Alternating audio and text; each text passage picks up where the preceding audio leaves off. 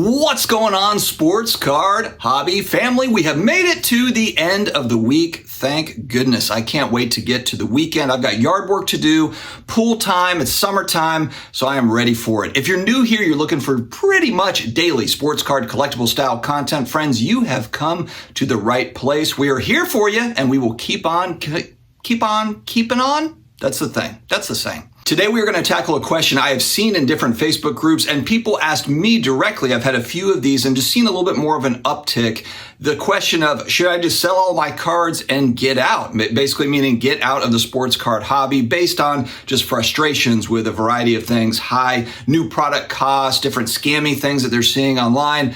What should we do? And so we're going to tackle that. But first, big thanks to today's video sponsor, DC Sports 87. Maybe you're looking to sell on eBay, but you're like, man, I don't want to deal with the hassle of shipping and listing and relisting and all these different things. You can ship your cards off to DC Sports 87. They handle all the things. Their website tracks up to the minute as auctions end and people pay. So you can see like, okay, this ended, this person paid. Typically only one business day to go ahead and withdraw funds once they've been paid to get to you. It's very, very simple and easy. So definitely check out DC Sports 87. Also, a couple of quick notes. We will have a double header today. There will be another video coming out this afternoon, so make sure you are staying tuned.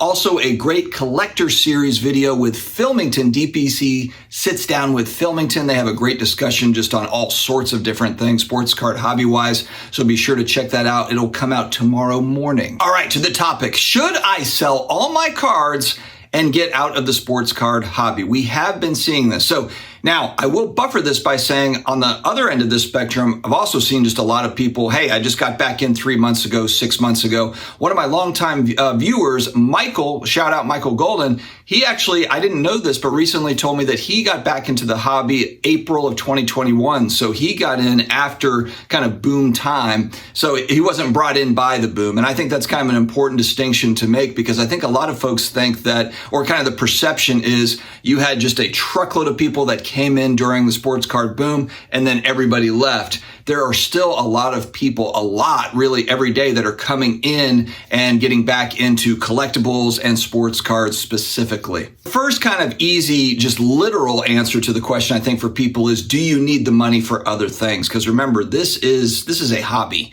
You know, yes, we have a market and we buy and sell things, and you've got all these sorts of like pricing moving up and down, and there's a fun arbitrage game for sure to play. But if the question is, should I sell all my cards and get out? If it's that you need the money for other things, there's life things that are going on for everybody, then of course the answer is yes. This would be secondary to, the life stuff that we have going on. Plus, look, let's face it again, people get in and out of hobbies all the time. And maybe you have another hobby. Maybe you want to get your golf game going and you got to buy new clubs and you need to get lessons, and just playing golf, it's $50 for 18 holes, or maybe it's 100, or maybe it's a couple hundred. The point is that hobbies can be expensive, and not everybody's just got money to flow around on multiple hobbies. So I think that's something to keep in mind. I don't blame people for saying, hey, I'm going to take a break for a while and just look into other things. You got a bowling league, you got golf, you got whatever else that you want to do instead of cards for a little bit, because maybe you might feel a little bit jaded just from the overall environment, or it might just be that, hey, I've got a great collection the way that it is. Maybe I add a card here and there, but I picked up the players that I want. I've got the sets that I need. It's not always that buying forever, forever buying.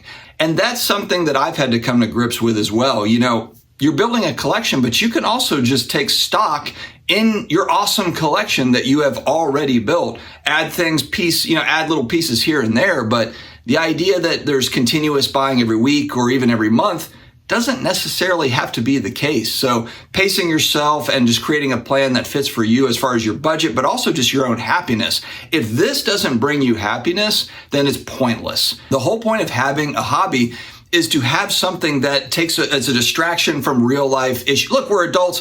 A lot of us have families. It's a distraction. It's supposed to be a nice, healthy distraction, a stress reliever. You get worked up at work and you can go look at your collectibles and think like, oh man, I remember the good days. I remember 1990 when this came out, or I remember collecting cards with my buddies and so on. So it's supposed to be fun. And when it stops being fun, might be time for a break. Also, I think we look at too, there's kind of there's a prospecting element to collecting / speculating / investing in sports cards. And then there's just collecting, established Hall of Famers or even established current players that most likely are going into the Hall of Fame. And then obviously GOATs, you've got like that category over here. And so I think the big question too is what part of your collection is prospecting versus more of the established stuff? And this is going to be different for everybody because there are a lot of people that just, they get their joy out of the prospecting piece. They're not interested in the vintage stuff. You hear this all the time, really. They're not interested in, Willie Mays or Mickey Mantle or whatever. They really have fun doing the research and trying to figure out which players are going to come out of the woodwork and surprise everybody. There's a lot of focus around Wembanyama right now in the NBA. And, the truth is out of that draft class, he might be the best player that comes out of that draft class. It could very well be somebody else. And this actually reminds me, Andy, Sports Card Investigator, I remember him and his son, they would do this to where they were looking at basketball players, prospects, guys that are coming up and trying to kind of figure out, okay, which players do we want to kind of put money in? And it was a fun thing for him and his son to do to where they're buying silver prisms. I think it was silver prisms that they were mainly focused on, but you're buying silver prisms of these particular players and we're not talking about, $100, $200, $500 for a raw silver prism, but $5, $10, $15, $1 maybe. And then getting it graded and then seeing what happens as far as arbitrage goes from there, maybe holding on to some. But the point is that was a fun connecting point, father-son connecting point where they could, buy into certain prospects. And if that player does work out, in the short term, then yes, maybe you see some appreciation there. The problem that we've had is that over the last few years, actually really we're a couple years removed from big boom time, if you can believe that. But from 2019 to 2021, you just had kind of this wild money slushing around in the system, which of course made everything kind of out of whack. We are finally to a point now where I do feel like outside of the extreme examples like a Wembanyama where autographs are selling for $5,000, the guy has barely played. He played a summer league game.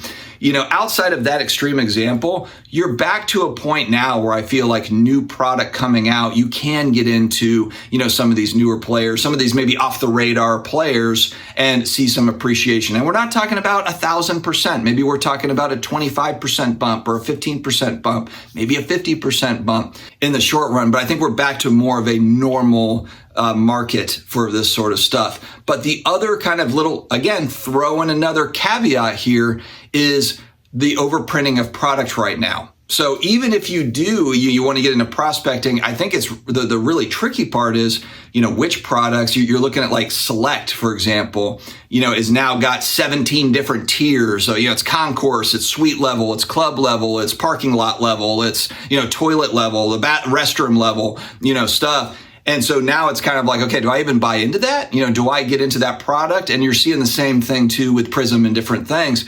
Is there just too much of that stuff? So that's another question mark with newer players. Do I even want to bother with it if we're in kind of really an overprinting era? We won't know until 5, 10, 15, 20 years down the road. We'll look back and just the same way we look back at the 90s, early 90s, like, oh my gosh, they just made so much of this. But the good news again is if you go back pre-2018, there are kind of normal-ish print runs compared to what we have today. So then you can look at players from those draft classes. What do you think about them? You can prospect many different ways, but if you are somebody that maybe is a little bit more risk averse like me, if you've kind of gone in heavy on the prospecting, then maybe it's like, okay, maybe I should have a different type of percentage point. Like maybe it's the 80-20 rule where it's 80% is more established Hall of Fame GOAT type stuff. 20% is more fun prospecting type stuff. So I think each person's got to figure that out for themselves. What's that ratio?